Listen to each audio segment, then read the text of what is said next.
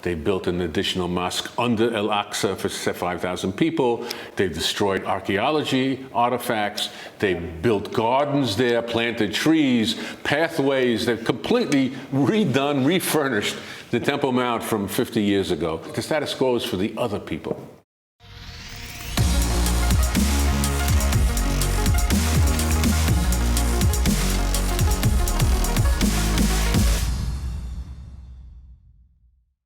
Hi, I'm Doron Keidar with the Temple Mount Report, and today we have a wonderful guest here with us who is one of the top experts on the issue of the Temple Mount and the historic and diplomatic overview of the issue of the Temple Mount. So my guest today is Yisrael Medad. Thank you so much, sir, for being with us this morning and being part of this show. Thank you. If I understand correctly, you are the former I'm going to read from here, the former director at the Menachem Begin Heritage Center, and you can give the full title of what you did there and maybe just give the audience a little bit of understanding about your background, who you are, and what you do today maybe.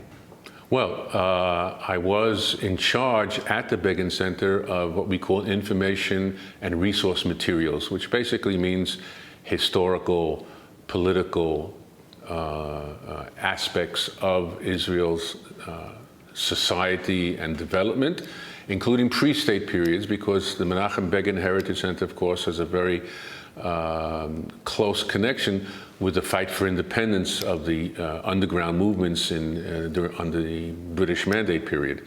Too many people in Israel do not have enough of that knowledge, and luckily I do, and so I was in charge of that.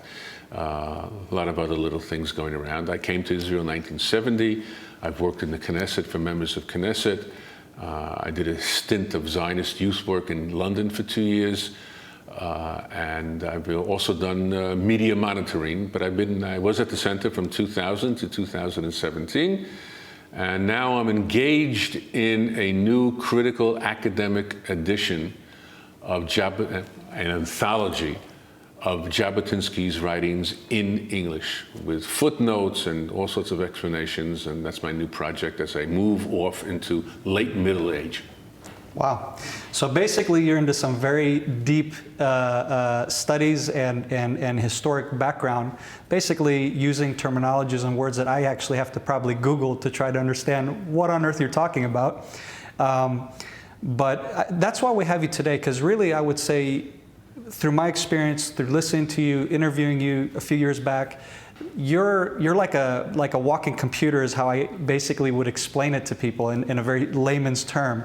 And for people my age, Israelis who grew up here, who are sabras, I would say there's a lot of history that we're not really taught in school.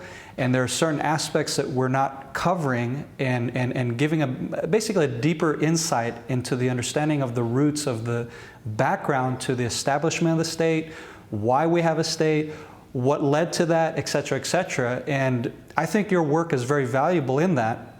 And specifically concerning the Temple Mount, which is our main topic that we're trying to cover and expose to people.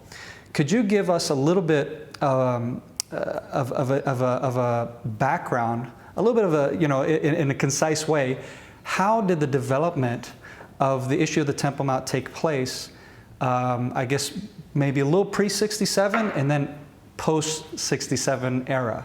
And basically, how is it that the reality on the Temple Mount is today? How do we get to how it is today? Well, first of all, Judaism without the rebuilding of Jerusalem and also eventually the temple on the Temple Mount is unthinkable. That's the basis. Because of the fact that messianic yearnings included that in the first quarter of the 4th century, there was an attempt to rebuild the temple. When there was a little bit of a revolt and one of the Byzantine emperors went back to paganism, rejecting Christianity, his approach was everybody has the right to do religion as they wish. And so he said to the Jews, you want to rebuild the temple, go right ahead. And it began for a couple of months until there was an earthquake and things went apart. Messianic movements, including Shabtai Tzvi, and even later in 1740 and 1840. In Hebrew, the years of the 40 were specific. Just give, for the audience who is not of a Jewish background, who Shabtai Tzvi is. Shabtai Tzvi, who I just mentioned, was the most famous of the false messiahs. Around 1665 or so, he declared himself Messiah in Gaza, moved to Jerusalem, then was chased out of Jerusalem because no one believed him. And basically, about 80% of the entire Jewish world at that time began to pack up their bags and move, or begin for the move. But he specifically went into what we call antinomianism, which means that adopting all sorts of wrong practices, such as eating on the 9th of Av, which is a national fast day in memory of the destruction of the temple, because he basically replaced himself as a temple. He says, you don't need them, you don't need a temple anymore. To mourn for it, you have me as the Messiah. And eventually he was arrested by the Sultan of Turkey, and he changed his religion and became Muslim. Some of them, including, for example, Chief Justice Brandeis of the United States Supreme Court, was a member of the families who followed him into their religious exile of becoming Muslims. They were called the Donmeh, D-O-N-M-E-H, but they were people who followed Shabtai Tzvi. Anyway. But basically, the important thing is about this particular character in history, this Jewish character and rabbi, I understand, right? Is that it awakened within the Jewish world a return to Zion and a return to the temple, etc. Is that basically? That's exactly the line. But all these things always came up against a very strong religious dictate that we do not know the exact boundaries of the temple precincts within what we call today the Temple Mount, which is much larger, right. Especially north-south axis. It's almost double, and about almost 1/4 wider if you're going east and west, or 1/3 wider. So that obviously you would say, if you're an engineer, that there's enough room there to walk or to enter, even if you don't want, even if you believe that there's no, if you believe that there is sanctity up there. Although there is one religious person in the 12th century who said no, and therefore Temple Mount was always off limits, out of bounds. You cannot walk up there.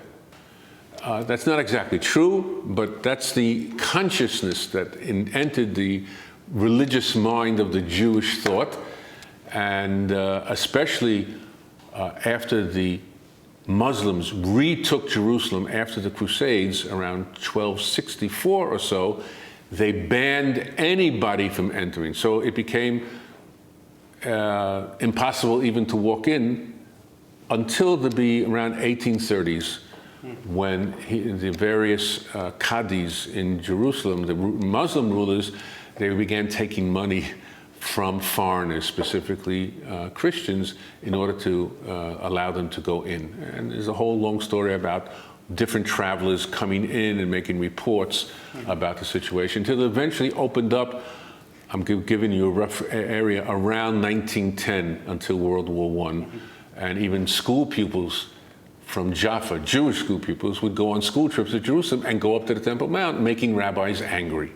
Okay. Because they weren't religious, but So there were Jews living in Jaffa in 1910? Yes, actually, we had Jews living here before the Palestinians. Yes. Yeah. I mean, it's an interesting little point there. I mean, from what I understand, and this is part of the typical Christian perspective of the development of the location of the temple and the Jewish connection to the temple, etc., post Second Temple destruction, many Christians believe that the Jews were exiled and had lost the location of the Temple Mount because, they had been exiled for 2,000 years, and until the reestablishment of the state of Israel, and when we came back, it's like, oh, that's where the Temple Mount is. Not at all. Historically speaking, for example, right. In about the 9th and 10th centuries, and we have documents attesting to that, the custom was not to be at the Western Wall, but the Eastern Wall. Mm-hmm. And then they would go up to the Mount of Olives, which in Hebrew at that time was called Har HaMashcheh, okay? Which means Mount of looking at the destroyed place, Lashchit. Mm-hmm. And they would do pilgrimage there. And then they developed a practice of walking around all the gates of the Temple Mount and saying psalms, like in a, not exactly a prayer book or a psalter, but a book of psalms at each of the gates specifically. You say this psalm here, and we have academic articles that have investigated that and researched that. In fact, the Western Wall as we know it today is probably only about maybe 500 years old tradition. Mm-hmm. Where Jews some type of access to there. But otherwise, and that's the research that I found, is that Jews, there's always been a Jewish Temple Mount faithful, if you will, that had either been in proximity of the Temple Mount, like you pointed out, on the Mount of Olives overlooking, and depending on who was in power at the time and how much access they allowed us to the exact location. Absolutely. So some of the original pioneers of what we call the second Aliyah, the Chalutzim, Beryl Katznelson, Rachel Yanait Tzvi, Yitzchak Ben Tzvi, Uri Tzvi Greenberg, the poet, all went up to the Temple Mount in before World War I or in the early 1920s. We have their records of that. Mm-hmm. It wasn't until the Mufti, the Grand Mufti as we call him, Haj Amin Husseini, came into power in 1922. From about 1925 on, he began to shut down the Temple Mount. And of course, after the 1929 riots, there was no way that either Jews, British, or Arabs, Muslim Arabs, were going to allow Jews to go up onto the Temple Mount because of the pogroms, the riots, and the political situation, which changed everything from a term of a mandate history. Which, interestingly enough, hopefully I'll get on to explain what we mean by the status quo. Correct. So, would you say that you're one of the Temple Mount faithful of today? Because I understand you have a little bit of a history of being one of the Orthodox Jews who actually has ascended the Temple Mount, and probably also involved with some type of civil disobedience. I made Aliyah. I immigrated to Israel in 1970. Within a month, I was on the Temple Mount. Someone approached me, Professor Menachem Ben Yashar, who was very active in that period, and he analyzed for me the situation and accepted the ability of Jews to walk into areas which are not within the central sacred portion of the Temple Mount up on the platform. I have been thrown off of the Mount numerous times. I have been arrested in civil disobedience. I never hit anyone. Mm-hmm. I will admit, though, that I once chained myself to for those who've been up on the Temple Mount, just off to the east of the entrance to the El Aqsa Mosque, there's a stairway that goes down to what we call the ancient El Aqsa. Mm-hmm. I've been there, by the way. I've entered there, and I've gone all the way out to the southern wall. Okay. So once we chained ourselves to the railing there, and it took the police about 20 minutes to get off. I'm a little bit older now, so I don't get into the rough and tumble anymore. Right. But I think it is an act which is legitimate because the law of the land of Israel, the state of Israel, the law for the protection of this holy sites, 1967, gives me the right of free access and prayer at that site. Right. The courts have decided it's too sensitive an issue. There's a new legal term, I don't know if you ever heard of it, it's called sensitivity. Of course, if you try to apply that in the South of the United States, and the courts would say that white people are too sensitive to blacks moving into the neighborhood, no one, you laugh at them and say that isn't the law anymore. Here in Israel, we can still do that. Right. It's sensitive to the Muslims, therefore Jews should not pray or overtly exhibit themselves as Jews, for example, reading from a Bible, or Christians even reading from a Bible, cannot do that because it's too non-Muslim, would be my definition of it.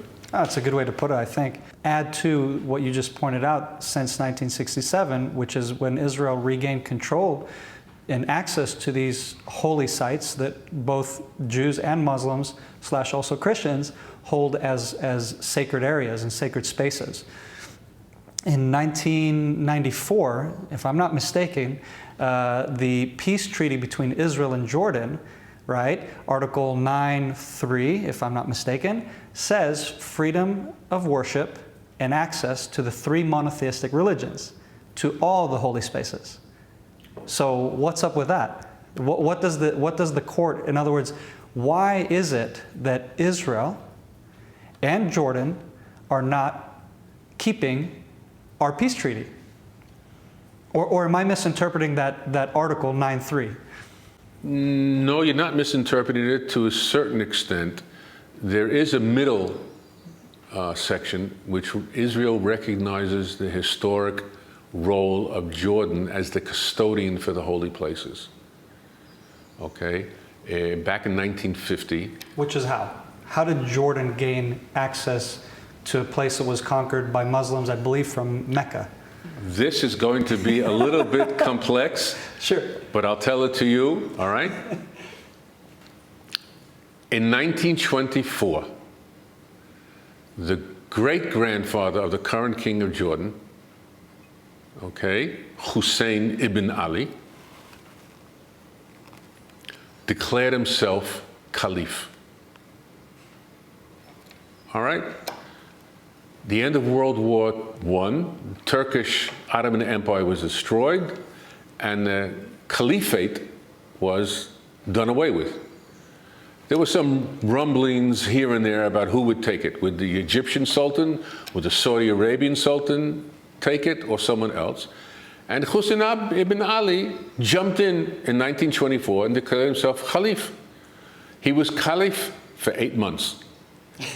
No one recognized him, no one cared about him, and he ended up in Amman with his son, who was Emir Abdullah, the first ruler of Jordan. At that time, though, he had the entire population of then what we know as Palestine, which the Arabs living here actually knew as southern Syria, but we won't get into that. That's another issue altogether. Something called a Ba'ath, B-A-A-T-H. It's like a swearing of allegiance. Recognize him as the caliph. All right? And in 2013, Abdallah and Abbas signed an agreement between the Palestinian Authority and the Jordanian monarchy, recognizing that 1924 Ba'ath agreement, and the Palestinian Authority recognizes Jordan as the custodian. As the custodian, okay, the Hashemites are now equal to the Saudis, who are the custodians of the 2 first mosques or holy places of Islam, which are Mecca and Medina. And Abdallah II, the current ruler, is now the custodian of Jerusalem, which is 3rd. What does Netanyahu do, and most of the prime ministers before him do? They didn't want a Palestinian Authority. They don't want Fatah. They don't want Hamas. Their only hope of ever solving this is having Jordan come in. Annex, condominium, federation, whatever, autonomy, whatever plan you want to be, Jordan is part of it. What's the only way to keep Jordan in the loop? Israel recognizes it as the custodian of the Temple Mount, and therefore will not allow Jews to pray on the Temple Mount. So that's the sacrifice Israel makes. In my interpretation, and Sure. I think I'm pretty good on that one. Yeah. Okay, that's it. In other words, it's a volunteering of giving up our rights for a future, perhaps, resolution of the conflict that the Arabs have with us over whether they're Palestine or not. Which is a little insane if you understand the history and the, if you understand how Jordan is run today. Because you mentioned the Hashemites. Now the Hashemites are approximately less than 20% of the whole of Jordan. And so in other words, the majority of the population are what we call, Palestinian, even though that's not particularly a people group, but they're of the Arab tribal community that is the majority that's not Hashemite. That we know, right? So Jordan, in other words, is standing on some very, very shaky ground. Are we assuming that they're going to be able to keep this balancing act for a very long time? I really don't know. But I would point to something which is even more worrying. The language of the official Jordan news agency, Petra, and of the Jordan Times, and of many other private news outlets in Jordan, adopt the language of the Palestinian Authority, which is Jews storm the Temple Mount, Jews invade the Temple Mount, Jews act provocatively. They are engaged in Talmudic rituals. And as Abbas himself said, we are defiling with our feet and desecrating the Temple Mount when we enter. Right. Now, I would expect Jordan, which is supposed to be a country led by someone who was trained and educated in England and has a democratic outlook and a liberal outlook to a certain extent. Mm-hmm. That's the way he promotes himself. And a non-Palestinian. Right. At least to say that, all right, we know the Jews have a special relationship with the Temple Mount. We don't want you to pray there because now it's a mosque and will always be a mosque in our permission, but not to adopt that sort of delegitimizing language, and especially the same words as the most radical extremist Muslim elements on the other side of the Jordan River on our side, which would undermine the entire peace treaty, because if you're not educating your people to peace, to coexistence, to respect someone else's religion, I think that, which is part of that Article 9, right, how are you ever going to get to peace? Right. Because you're not at one mind. You're allowing them to get away with very, very outrageous opinions instead of educating them to at least accept the other, which is not going down. Which is very ironic because on the one hand, the Jordanians, led by the Hashemite kingdom, are oppressing and taking away the rights of the so-called Palestinians that's the domineering community. It's over. From what I understand, it's over 80%. Let's just say it's close to 80%. Some might argue about the numbers, but let's just say it's over 70%, okay? Which is huge. So the majority of your countrymen are not given passports so they can travel internationally. They're not given certain jobs or governmental positions, et cetera, that would give them any standing in the nation's position, if you will, so that, in other words, we can keep this balancing act of we're the rulers, yet they adopt the language of the Palestinians, like you pointed out, on the other side of the border, meaning in Judea, Samaria, or mainly in Samaria there, with with Fatah and the PLO's outlandish claims and literally, ignorant and hateful speech of Israel. I mean, I don't get that. What's the deal? What do they gain from that? So either you support the Palestinians or you don't. Which is it? It's neither. It's just simply playing a game. Jordan has always known, even from the great-grandfather, Abdallah, okay? He talked with Golda Meir on the eve of the 1947-48 war. Mm-hmm. There's always been some sort of acknowledgement by them that they have to come to some sort of arrangement with the Zionists, right, okay?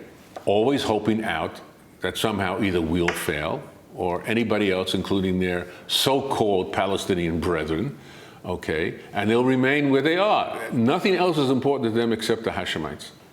I mean, they're still very much angry at the Saudis, okay, the Wahhabis, for kicking them out of Saudi Arabia. I mean, they were the first original Palestinian refugees. The Hashemites were. The Hashemites, they got kicked out of Saudi Arabia, and as refugees, they came to the Palestine Mandate in November 1920, just south of Eilat, right? Okay. And that's the first time Abdullah established himself as, quote unquote, a Palestinian. He's a refugee from Saudi Arabia.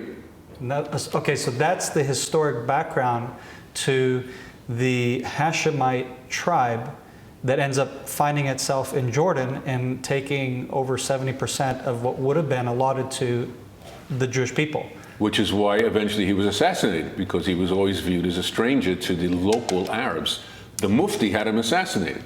Okay. 1951, if I'm not mistaken.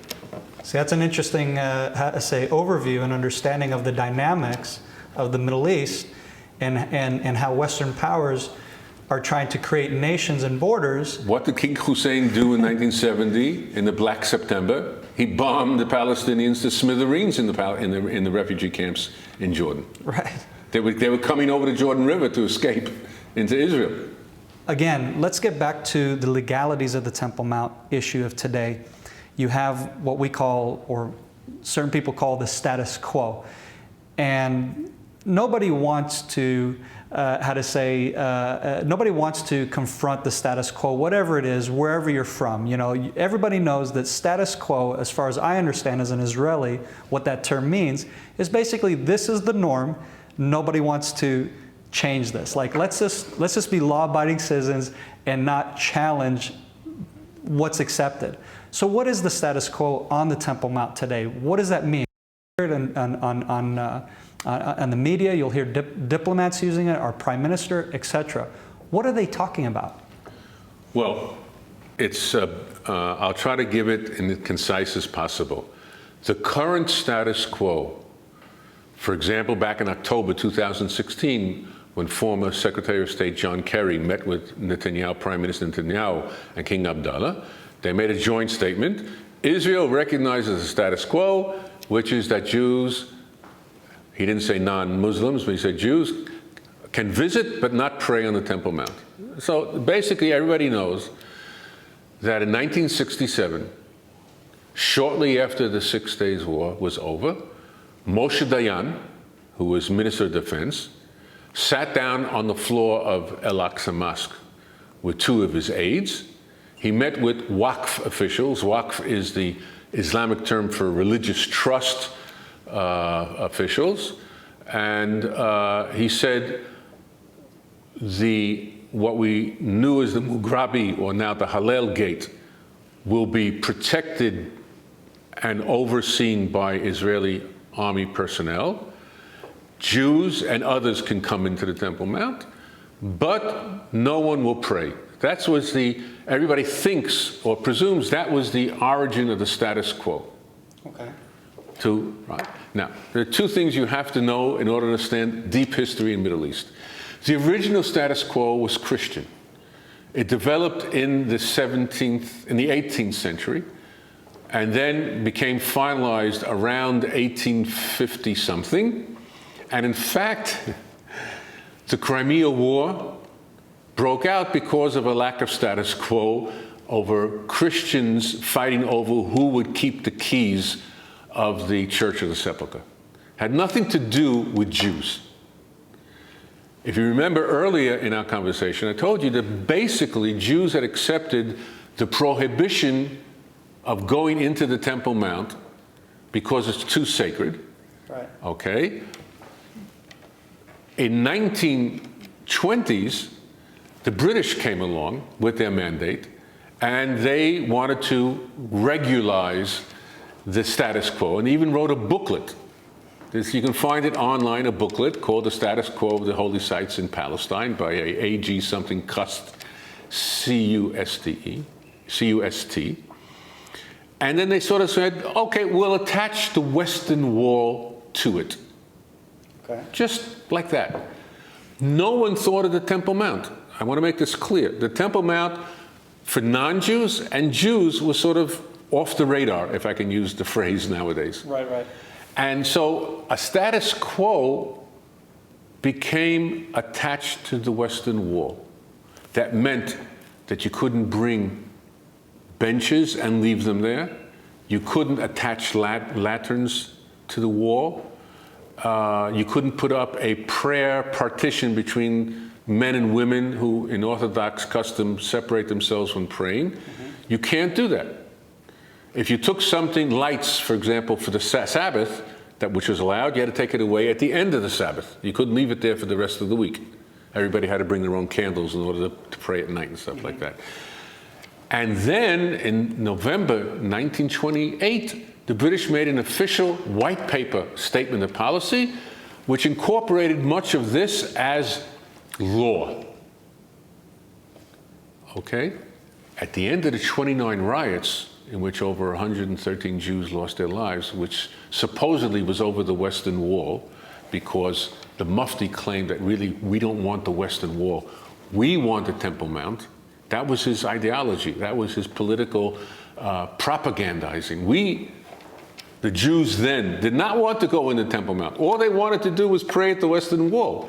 In fact, they even wanted to try to buy the Western Wall so that there'd be no problems whatsoever. Right, like have a legal title deed. Right, but the Mufti interfered, and then he began to pump the idea that the Western Wall attraction is only to be able to go up onto the Temple Mount, and that's how the 29 riots broke out.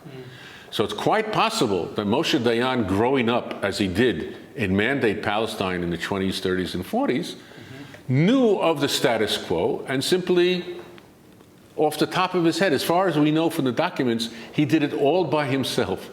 Not Levi Eshkol, who was the prime minister, or Abba Eban, who was the foreign minister, stuff like that. He just sat there and said, okay, let's adapt the status quo that existed during Mandate times and apply it to today. That is the background. Okay, so that's kind of the impression I had, but it's just hard for me to conceive in the understanding of my government and how things run here. We're a very democratic country, even to the extreme, and to a fault.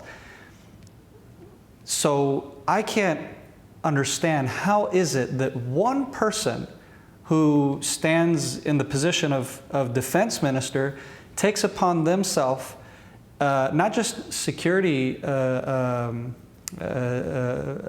security decision, but also religious ones and a national one, all in one package. How is that possible? He takes all this on himself, and that the government allows this? Do you get what I'm saying? That just makes. I understand the question, and I'll do two short answers this time. Okay.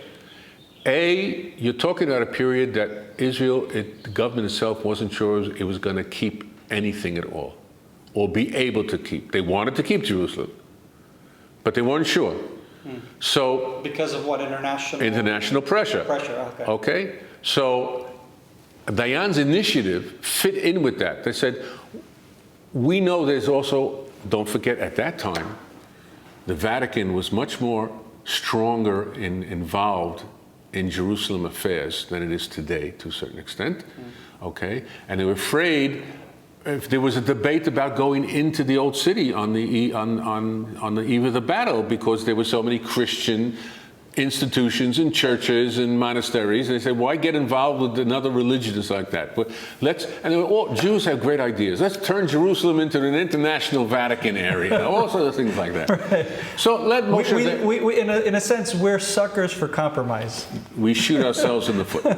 Okay, so Moshe Dayan's initiative was sort of, okay, it's like in a fluid situation. We don't know what's going on. Maybe that will satisfy the people, suffice them and stuff like that. Right. And really, who needed to stir up the Muslims again? Don't forget, all the people in the government had memories of 29. Most of them even living memories. Okay? They didn't want another riot. They remember what the Mufti could do with extreme Islam. So let's do it this way, right?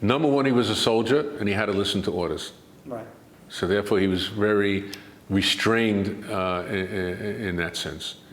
Secondly, again, I have to repeat, the overwhelming majority of authoritative rabbinical opinion is not to enter the Temple Mount. The first chief rabbi of then Mandate Palestine, Abraham Isaac Cook, was very much against entrance.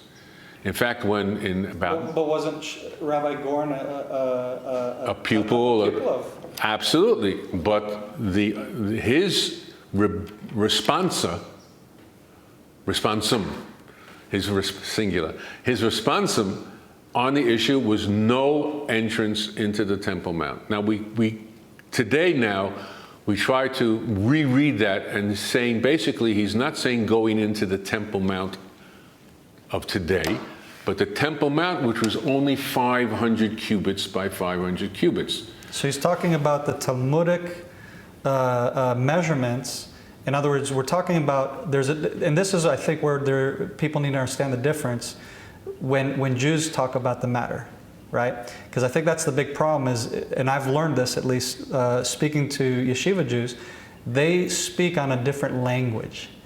They're talking more on a Talmudic, like here's what the Talmud says, but that doesn't necessarily refer to an actual geographical space. You get what I'm saying? In other words, we need to separate what they're talking about and what is on the ground, so to speak, right? That's true, but on the other hand, they have now gone the other way. And for them, the current walled precincts of the Temple Mount, as we know it today, for them is also now the Temple Mount. So to get them out of... So they've expanded... They've corrupted themselves. Yeah, they've expanded the Mishnaic measurements to include all of it. Include the Hasmonean and the Herodian expansions. And the current Muslim structures up there. So what they say is that almost 2,000 years have passed. We don't know anymore exactly where the temple was. Was it in the middle where the Dome of the Rock is? Was it a little bit south, closer to Al-Aqsa? Was it a little bit north to where the Dome of the Spirits is? Or was it closer to the east, further from the west? It's all mixed up now. So they say... Where the 500 cubits exactly are within. Within that space. Right. Okay. Now, of course, I say you deal with kashrut, you deal with the Sabbath, you have a Sabbath elevator, you have all sorts of things that you can do. Why can't you do the same on the Temple Mount? Right. The answer is that sometimes when orthodoxy or ultra-orthodoxy gets very set in their ways, psychologically, I even have an opinion that, as I said, Maimonides was on the Temple Mount. Yeah. Okay, we have a letter from him, all right?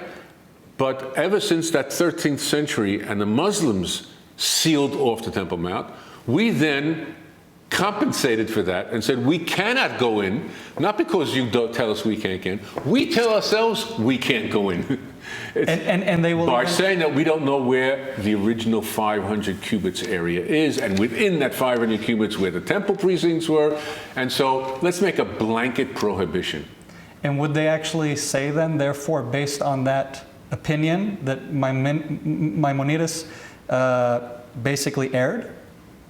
No, Would they dare say that? You get what I'm saying? They will argue he never went in. Okay, I see. They take the easy way out. When he says, I entered into the great and holy building, Bayit HaGadol VaKadosh, that's not the Temple Mount. He went into some sort of synagogue. Now, anybody who reads Maimonides or other Talmudic things, when you say Habayit HaGadol VaKadosh, right, the sacred and large house, that's the temple. Sure. So they're fooling themselves again. It's a matter of that. Interesting. Okay. So Goren came up against rabbinical authority, against... even though he's a rabbi himself. That's right. And at one point also was the... Chief rabbi. So, but I can tell you, I had a personal conversation with in other words, we're not talking about some Because rabbi is a very loose term, you know. No, you have many rabbis. He was a former chief rabbi of the army and chief rabbi of the state of Israel. And I had a talk with him in the early 80s. And I said, we know your opinion. He said, yes, I know you know our opinion. He said, will you make it public rather than whispering? And he leaned over to me and said, bring me 5,000 boys from yeshivas who will come pray, and I will let you go up on the Temple Mount. In other words, he was being political. He said, I'm not going to stick my neck out if no one's going to go up there. If there isn't a following. No following. I'm not going to be... Although he still stuck his neck out, in my opinion. Well, eventually, after he became retired, then he put out his book. Right. His book has maps. His book has discussions, has historical, academic research almost, and stuff like that. But he's still... like some of the rabbis today who prohibit, say he's in the minority. No matter how big he is, we'll weigh up 1,000 rabbis on one hand and 100 rabbis on the other hand, and we know who's that. Okay, so even though he was chief rabbi in Israel and the first chief rabbi of the IDF, and like I said, a real chalutz in the sense that he had to come up with the first decisions on many subjects, that he had to really pave the way in how to deal with this, how to deal with that. Some very heavy religious matters of his time.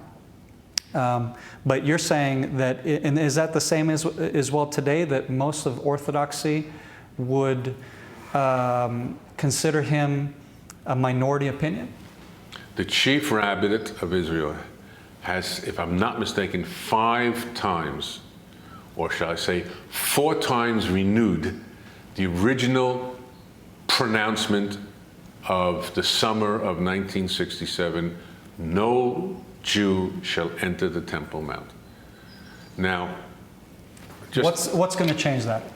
What do you think can change that opinion? And does it need to change? It needs different rabbis in the council of rabbinical sages within the chief rabbinate. Right. We did succeed in the 80s of having 3 rabbis who set up a committee to study the issue, you know, as a stage 1. Let's study the issue. Right, right. Okay? But after 3.5 years, they switched the council, made a new council, and those guys got chucked out. Okay. So the chief rabbinate is very conservative, if I can use that term, on this issue. Mm-hmm. Don't forget the Haredi world, the ultra-Orthodox, the Hasidim, or what we call the Jews in black. Okay? They are violently against entrance. I mean, if you have seen some demonstrations about cars on the road or being mobilized into the army, trust me, right? They can be almost Muslim in their violence if the chief rabbinate made a different decision. It's a very complicated issue.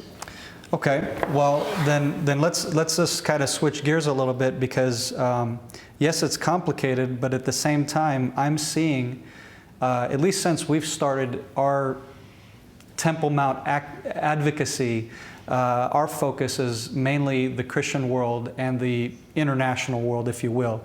We don't necessarily say you have to be a Christian to support this, but we're assuming that those who would support is people of faith, people who read the Bible, etc. So we're seeing, again, I have to tackle certain issues in the Christian world, which is a whole different spiel altogether. But within Israel, I'm seeing that there is students for the Temple Mount movement. There is the Women in Green. There is the Temple Institute, the Menachem Begin. There's multiple organizations that are trying to either educate, raise awareness, talk about it in universities. Even lately here, about a month ago, the government has taken an opinion by leading MKs saying that we need to basically allow Jewish worship on the Temple Mount, which I thought, what? I mean, now the government it's not, in other words, it's not a fringe movement anymore or a fringe opinion. It seems to be that it's gaining traction. Not to mention, this Pesach, there was they call it a reenactment. I guess it's actually kind of a wrong term to use. An exercise. An exercise, exactly. They're exercising, at least those who are priests, they're doing an exercise so that Bezrat Hashem, when there is a temple, they're not like, okay, what do we do? So they even did an actual exercise in practice of the Pesach sacrifice and etc., literally within meters of the Al-Aqsa. To me, that's huge. And you had leading rabbis from Hebron, not small beans people or small beans, rabbis. So would you say there is, it's gaining momentum and we're dealing with it, so to speak? Absolutely. And I'll add just one more thing to you. Miri Regev, who was the Minister of Culture and Sport, has set up a Temple Mount unit within her ministry, which now has a director general. And I've already reached out to him. And I'll give you an idea what I did in order to bridge the gap. As you say, there's a problem of raising consciousness, awareness, overcoming certain psychological barriers of getting involved in all sorts of things that are thought of as esoteric and stuff like that. On the 7th day of Passover in 1947, 2 Jews left the area of Mea Shearim. They had both recently survivors of the Holocaust. They came to Israel, and they were walking towards the Kotel, the Western Wall, from the Damascus Gate. And they erred, and they turned left at what we in Arabic we know as the Majlis Gate, or the Waqf Gate. And they walked into the Temple Mount, and one was beaten to death inside the precincts of the temple. His name was Asher Itzkovitz. I think you're maybe the 4th person to know that. I appealed to this new director of this unit, and I said, why don't we have a memorial service every year now for that person? Right. Okay. I mean, this righteous Jew that was... It has nothing to do with prayer. It has nothing to do with it. Yeah. Just to mark the fact that, and it would, of course, highlight the fact that Arabs are a little bit crazy at times. Sure. Or they're unwilling to compromise or share. Because Israel wasn't a state at that time. It wasn't a state, okay? So they could do whatever they wanted because of the British mandate. The growing mainstreamness, going into the mainstream, is obvious. We, on the Jerusalem Day this year, we had over 2,000 people go up there. Now, which is massive in comparison to last year. For those who do not know, it's massive because the times that you're allowed to go up are between 7:30 and 11:30 and 12:30 and 1:30. It's about 5 hours. And they only allow you up into about groups of about 50 or so, at the very most. And it takes at least 10 minutes if you're running to make the circumference. So to get 2,000 people up there is enormous. And you're talking about 2,000 Jews.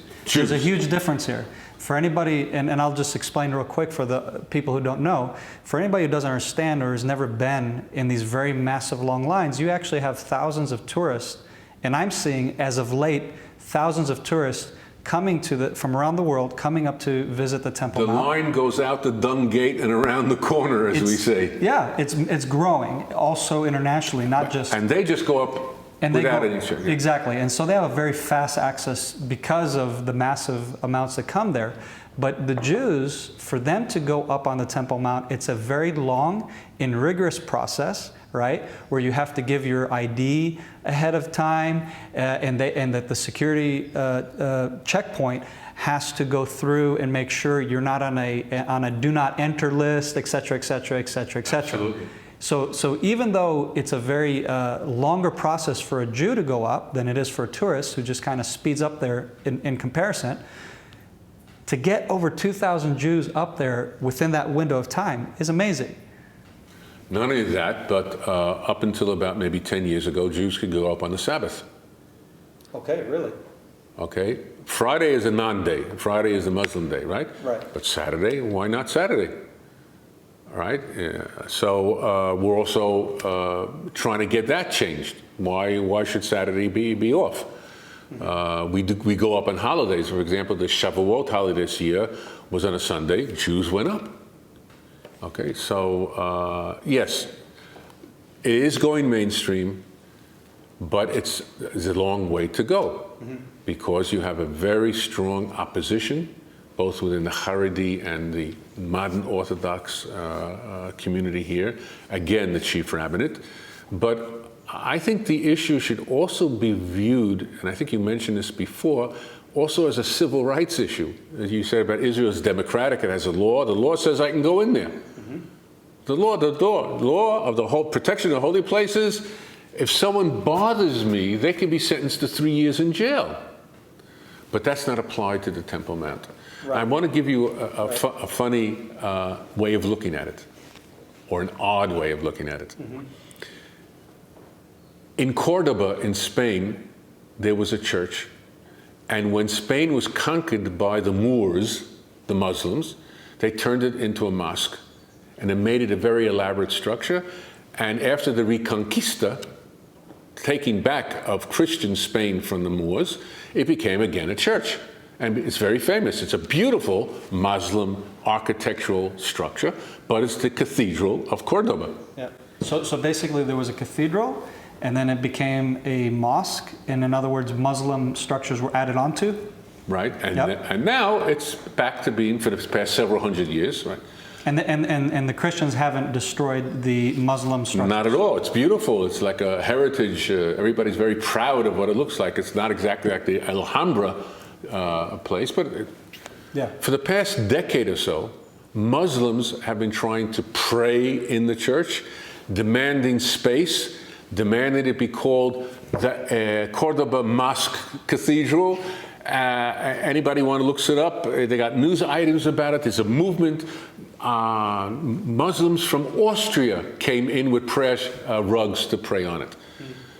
Now, the point I'm making is if they're asking for civil rights and religious rights and human rights at their heritage sites, right, don't they understand that we Jews, and to some extent even Christians, would like to be able to respectfully honor and pray and do other things like reading from the Bible in the open spaces of the Temple Mount?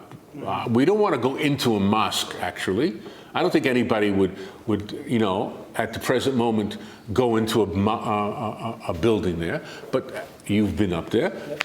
Wide open spaces, there are gardens, there are benches, there are loads of spaces. It's a very, very large area. Yeah. Why not coexist? Why not appreciate the other? Why not accept and recognize what you are doing in Cordoba, of all places in Spain, to understand what Jews would like to have done here in Jerusalem? Right. Especially given the background of the fact that they really shouldn't be there altogether, because the Al-Aqsa Mosque, according to Quran, right, has nothing to do with Jerusalem. All right. Sure. Okay. Not just your opinion. This is according to leading Muslim opinion. Right. But we'll as well. Right. It's not like your opinion, my opinion, or how I read their writings. This is what they say. Right. Well, we're not dealing with too much with theology today. Sure. I'll leave that to another interview. But but in terms of, hey, you want to be treated as humans. You wanted to be treated as religious individuals, that you have historical rights, that you have consciousness and that. Don't you realize that other people do? Some sort of meeting of the mind, some sort of compromise, some sort of arrangement. Or going back to your previous question, if Jordan has a agreement with the peace treaty of Article 9 that there should be freedom of worship and recognizing of historical sites, put it into practice. Because if you don't, you'll lose those rights in the end. Right. If you're not willing to allow other people to share, you'll end up with nothing, unfortunately, sometimes. So they should take that into consideration. And I think a good example of that is what we see in the Machpelah.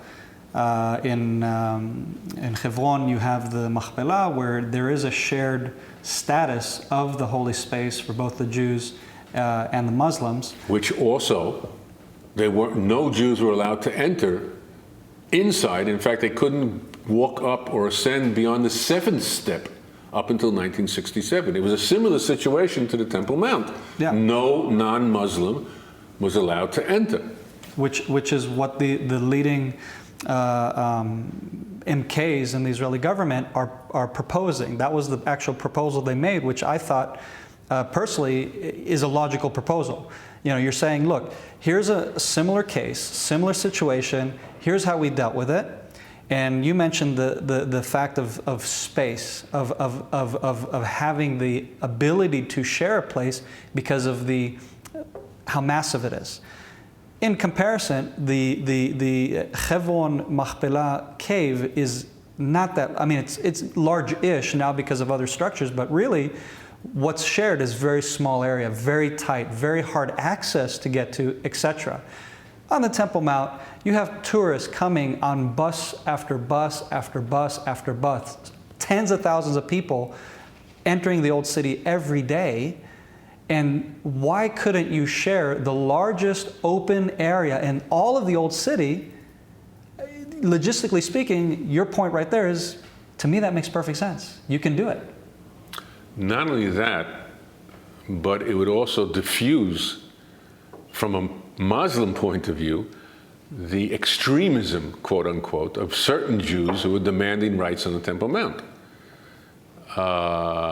And it would also make it to a certain extent, a non-religious issue. Sometimes I lecture on the Temple Mount, and and we've discussed this during this interview, sacrifices. For me, sacrifices are also human beings who died for the Temple Mount. Mm-hmm. The Zealots of the Second Period Temple, the Biryonim of the Second Temple Period, Bar Kokhba warriors, Yoav ben Tzruya, who climbed through the cistern to get into the city, King David. These people also made sacrifices. So there are other ways. In other words, there should be an ability to reach out to secular Jews who should appreciate what the yearning for Zion means on all sorts of levels. And it's only when everybody begins to yearn together on his own wavelength that then you have one stream eventually coming out, and then you were able to do all sorts of things. You could build a temple or not. Herzl's vision was a rebuilt temple, but it was like a synagogue, okay? All right, I don't know what will be tomorrow. I don't know what will be in 10 years or in 100 years. But that a Jew should not be able to campaign for Jewish rights to the most sacred, in fact, the only real sacred territory as a religious site for Judaism, which is the Temple Mount, it's ridiculous. Why not? What's wrong? Why should we take a lower status because they are violent, because they disagree? Should we remove the prayers of rebuilding Jerusalem and the temple out of the Amidah? The Reform tried that once. After about 50 years, they gave up on that also because it wasn't practical. But you get what I'm saying. It's part of your DNA. You can't be a Jew without certain things.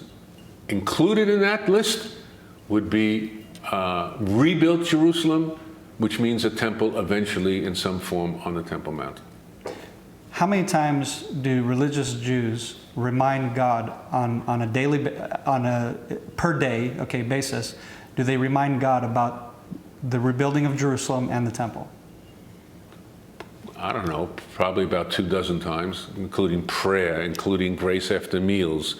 And then we go to weddings. At every wedding, a glass is broken. Why? We should remember the destruction of the temple and the hope for the rebuilt. In Orthodox Jewish homes, when you walk in, on the wall facing the entrance is usually a non-finished portion of the wall to remind us of that. At the end of the Passover Seder, next year in Jerusalem, Tisha B'Av, we have 5 fasts around the year. All the holidays, Shavuot, Pesach, and Sukkot, are all temple-oriented. They all have aspects of the temple worship within them. You can't be a Jew without the temple. You can't. So you're absolutely correct that something has to be done. So exactly. So that to me is my point. Is it's like saying we do all these things, but it doesn't matter. And for me, that's nonsensical. And in the same vein, it's like saying Zionism without Zion is dead. You can't be a Zionist and not care about the Temple Mount, in my opinion, because that is where, again, as an Israeli, English isn't my expertise language, whatever. It's not something I grew up with. But to me, the word Zionism, the root of that meaning is pointing towards something. And that something happens to be the very focal point of that move and return to Zion is an actual location, and that being the Temple Mount. Absolutely. I fully agree. So just to wrap up here, Yisrael, why do you personally care about the issue of the status quo, and why does that have to change in your opinion? First of all, the status quo really doesn't exist, as I mentioned previously. It only exists for non-Muslims. Muslims can do whatever they want on the Temple Mount. They can change times. They can plant. They can build. They can take down. Also, we can't do anything up there at all. So it's a fiction. It's a one-directional status quo. It's a one-directional status quo. Is absolutely correct. Secondly, it's unjust. Even if I wasn't Jewish, if I was Christian, if I was Baha'i, if I was non-religious, and I wanted to commune with God or something of a non-Islamic religious nature, I would be banned from doing so, even if I didn't destroy anything or change a rock or take down a building or put up a building of my own. I don't think people can live in injustice for any really long period of time. Third is that the only way we're going to reach peace, if I can be slightly political on this issue, is if we do appreciate that each of us have claims and rights, and each one should be judged on how much you can do without infringing. Okay? If I took the Muslims off the Temple Mount altogether, I could understand bad feeling. But I'm not asking that. That's not what we're saying. That's not what we're saying. All we're saying is the status quo is unfair, and it could be changed without unduly infringing, disturbing the Muslims if they realize that we do also have rights and other people have, and as long as we can do it peacefully through coexistence and compromise, why not do it? Getting peace on the Temple Mount might bring peace to the Holy Land altogether. Who knows? If you insist upon being so stringent, so unwilling to compromise, it's going to reflect on everything else, on other issues such as refugees and borders and everything else, which we won't get into now. Sure. So I think, in a certain sense, succeeding at the Temple Mount is a microcosm of what could be done for everything else in this area, small area of the Middle East called Eretz Yisrael, the land of Israel, or whatever. Would a good example of that be, because a lot of people laugh at me when I mention this reality and that there could be a compromise, there could be a change, and they just say, oh, it's not important or whatever, and it's too politically charged, or all the naysayers for all the many reasons why not. The way I put it is, a year ago, if I were to tell you that the United States Embassy would be moved to Jerusalem, and it would be done in a peaceful manner, it would not cause World War III, and all these naysayers that would have said the exact same thing concerning that politically charged and radical idea. Yet here we are, a few months later, well, maybe not a few months, sorry, a few weeks later from the move of the embassy, and there's peace. There isn't war breaking out on our borders. The whole world, the sky isn't falling. In other words, all of this like fear-driven ideology, in my opinion, it needs to calm down. And I think we need to start to realize there's rational ways to reach certain realities, and maybe the way to reach those is actually not through fear, but through saying, you know what, it can be done. and there's ways to do things in a right manner. And would you say that's a good comparison as far as how people looked at that and how they look at the issue of changing the status quo on the Temple Mount? I agree, it is. And I think it's practical, and I think it's very useful. But I want to add one more point, which has always been a problem with the Arab-Israel conflict, or what I call the Arab conflict with Israel and Zionism. Right, exactly. Because we don't have a conflict with them, No. actually. That's true. You mentioned the United States. I can mention the EU. I can mention liberal Jews. I can mention anti-Zionists, who all involved, NGOs, everybody involved in our situation here. For some reason, Arab or Muslim extremism, fanaticism, obscurantism, religious ideology of the most uncompromising kind is accepted and understood. God forbid that I, as a Jew, should act as wildly and as violently as an Arab on the Temple Mount. I'd be the criminal. I'd be the bad person. They can do whatever they want. And the proof of the pudding is we discussed it almost all through the entire thing. Why do we have a status quo that's unchanged? Because it's a sensitive issue. Why is it sensitive? Because if you allow Jews up there beyond 11:30, they'll riot. They'll throw stones, Molotov cocktails, terror even, as we saw this past year. That, unfortunately to me, is like accepted into the equation. Right. But you can't do that. But I'm not saying that they can, but it's accepted that that's a normative form of behavior. Right. That is also part of the Temple Mount. In solving the Temple Mount process, it places the onus on Muslims to act responsibly, to act more culturally, more peacefully, and less violently. We're giving them too much of a license to be sons of the desert when they should be part of the Western democratic liberal world.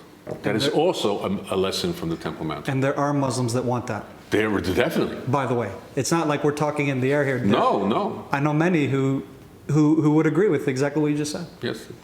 Yisrael Medad, thank you so much for this wonderful interview. It's been a powerhouse of giving us some history, giving us some understanding of the political backdrop and some of the religious backdrop from a Jewish perspective, etc. I mean, it's a well-rounded understanding of the issue of the Temple Mount. And Be'ezrat Hashem, we'll be able to see some type of resolution of a sort, and hopefully Jews will be able to soon be able to ascend the Temple Mount in peace, and to be able to pray and have the freedom of worship that is deserving. So thank you. Thank you, and see you on the Temple Mount. Be'ezrat Hashem. Thank you.